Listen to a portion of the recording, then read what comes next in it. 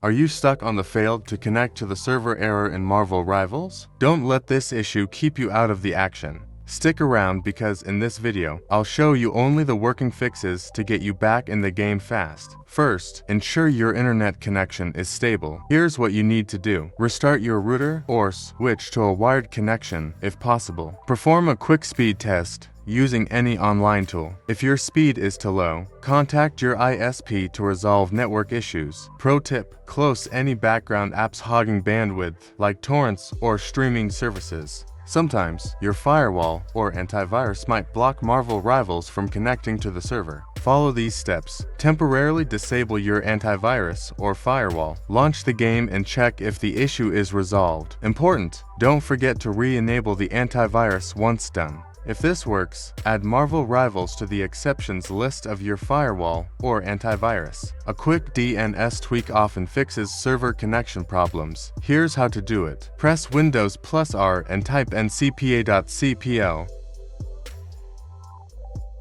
Then hit Enter. Right-click your active network connection and select Properties. Double-click Internet Protocol version 4 TCP and IPv4. Select Use the following DNS server addresses and enter. Preferred 8.8.8.8. Alternate 8.8.4.4. Click OK. Restart your PC and try launching the game. Corrupted game files can also trigger connection errors. To fix this, follow these steps on Steam. Open Steam and go to your library. Right-click on Marvel Rivals and select Properties. Navigate to installed files and click Verify integrity of game files. Once the process completes, relaunch the game. And there you have it, working solutions to fix the failed to connect to the server error in Marvel Rivals. If this video helped, smash the like button and drop a comment below with your thoughts. Don't forget to subscribe for more quick fixes. Thanks for watching, and I'll see you in the next one.